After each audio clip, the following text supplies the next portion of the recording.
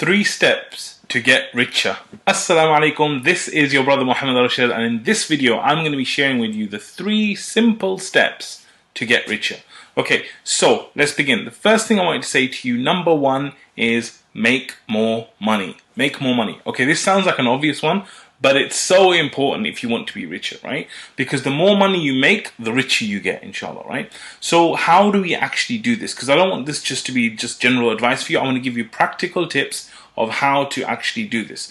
So with this one, make more money, the answer is to sell, sell, sell. Okay? Now, selling is something that's quite discomforting for people. People don't like the whole notion of being a salesman and selling and all this stuff. But alhamdulillah, today platforms have made it so easy for us to sell. So what I would say is that you can actually sell things that you own, or you can sell services. And today, because of the platforms, it's so easy. So in terms of selling things, what you could do is you could just go around your house, and I'm sure that you have lots and lots of things that you've probably never used or haven't used for so long, or things that you want to get rid of. And you could just list these things on eBay.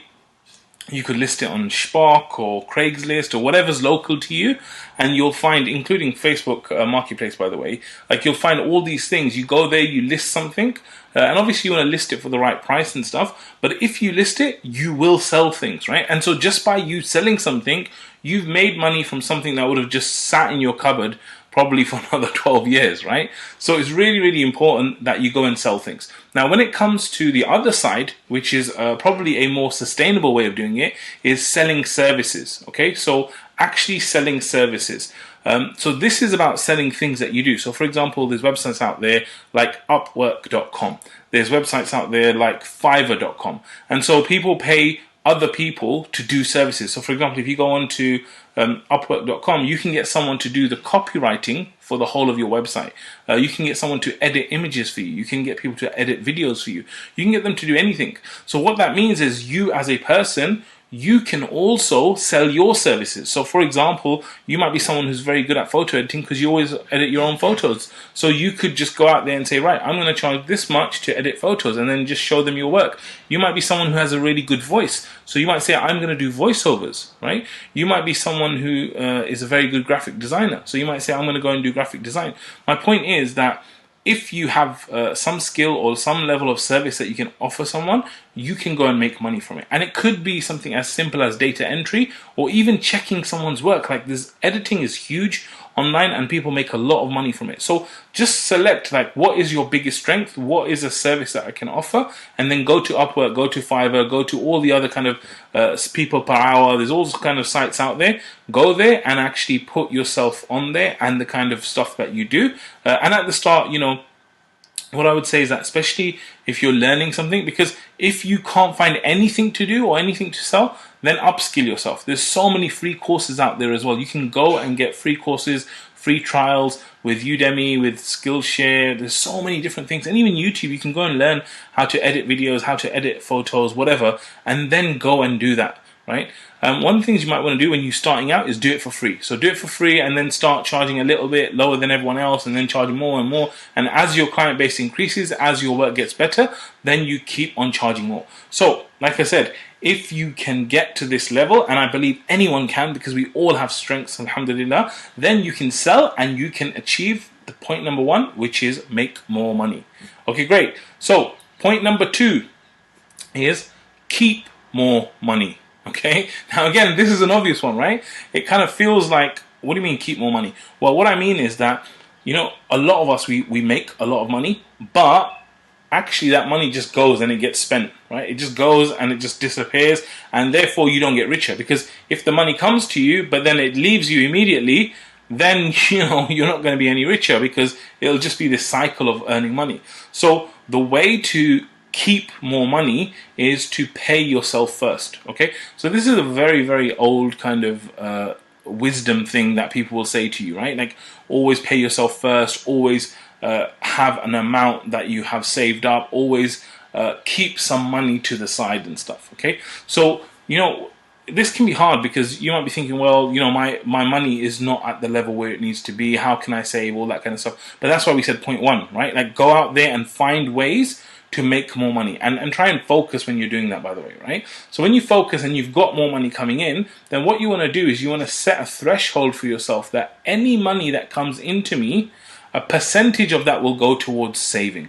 Okay, so you want to actually make sure that, let's say you're getting, I don't know, £1,000 a month, right? So what you want to do is you want to say, of that £1,000, the first thing before anything happens with that money is I need to take a percentage of that money and I need to put it towards my saving. Okay, so you take that. Now, most people would say minimum it should be 10%, right? If you read books like The Richest Man in Babylon and all these other kind of things, they say minimum 10% you should save. So if you made £1,000 in a month, what you should do is take 10% of that, which is £100, and you should put that to your side. Okay, and that is paying you. That's your saving.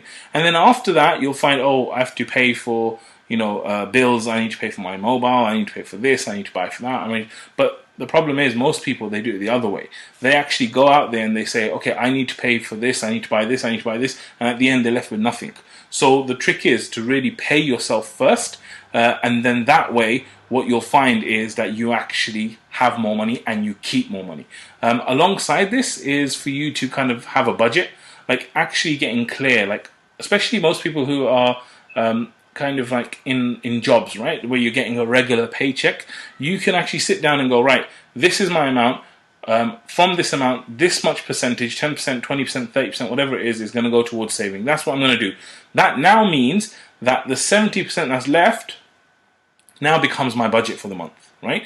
And what happens is that we have to kind of control ourselves. We have to be like, okay, this is my budget, this is how much I'm going to spend. And if there's something that's going to take you out of budget, you then need to wait till next month. You don't want it to dip into your savings and stuff, right? And as you become more disciplined with this, what you'll find is you will actually start to keep more money, inshallah. Okay, good. So first one, make more money. Second one, keep more money. Third one, smash the like button. Actually, that's a joke, but I am serious. Please like the video if you're getting value from it, and make sure that you subscribe so you don't miss out any of the videos that we do on the channel, inshallah. But the third tip or simple step to getting richer is invest more money. Invest more money. Okay, so before I talk about this, I want to let you know that I am not a qualified investment advisor. So everything I'm saying, like, take it with a pinch of salt and go and consult a real financial advisor for any investment advice, because that's not what I do. So before you spend a penny on anything, just go and get that advice if you really need it. But the reason why I'm talking about it is because I feel this is one of the weakest areas for people, right? Because people have a hard enough job trying to make money, and then they have a harder job trying to keep money, and then they have a hardest job of trying to invest money. What do we mean by invest the money? What we mean is that the money that you save and the money that you have, you want that money to be working for you so that it's making you richer, right? Now, this is the only way that you're going to find the people that actually get very, very rich. They make their money work for them.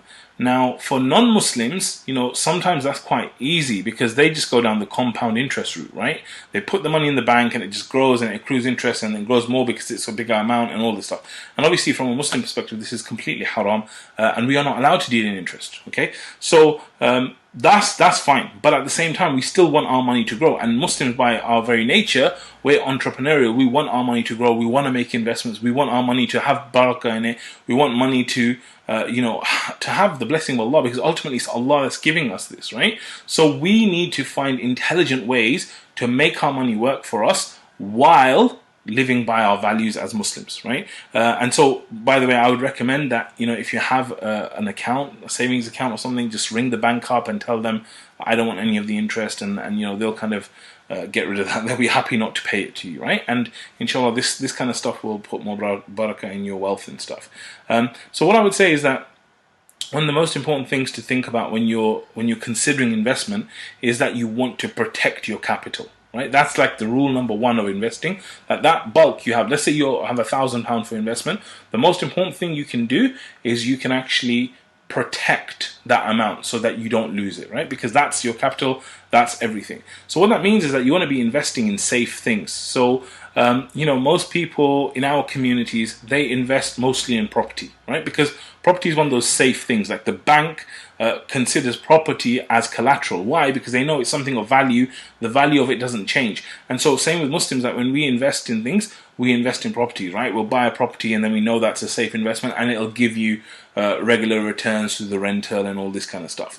But outside of that, there hasn't really been anything, you know. And for Muslims, it's quite tough because firstly, like sometimes with properties, if they're high value, mortgages are included, so you're back to square one with interest. But also it's something that only people with loads of money can kind of do. Right, but the good news is that in recent years, alhamdulillah, I think the Muslim market has had a lot of different things come out from an investment perspective, right?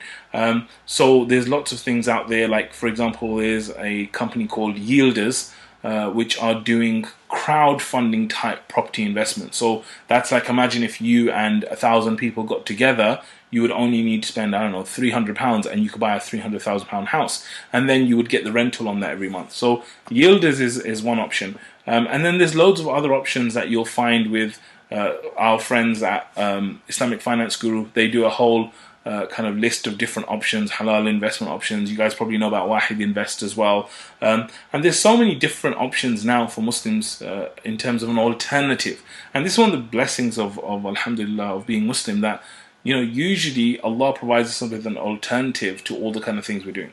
Now, me personally, I would say that all of this stuff needs to be checked with yourself.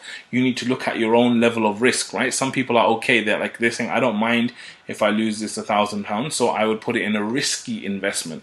And I think some of the mentioned kind of things I mentioned, some are more riskier than others. So you need to kind of just really like decide on what's right for you. Okay, but that is the kind of mindset you should have. And I would say that you know, these 3 tips, which are very, very simple, is stuff that you could implement from today, right? Don't think it's something that I will do once I get to this level of income, or I'll do at that point. The most important thing is that you really, really get into this immediately, because you want to start getting richer from today, inshallah, right? And so, like I said, the ways to do that, number one, is to make more money. The way you're going to make more money is by upskilling yourself and selling things and selling your services if you want to try and make an additional income stream, right? And then, like I said, with that, it's all about you learning and maybe doing things for free at the start. The second thing I said was to keep your money, keep more money, right? So meaning that be careful of where you're spending it. I would advise that you have like a budget sheet where you know where every single penny is going, so you can track it, so you can see how much you owe, see how much you pay every month to all these kind of services, and just get clear on your total financial thing, because whatever you measure, it gets managed, right? Whatever you measure gets managed, and therefore you do much better with that as well. So the second one was keep more money. The third one was smash the like button.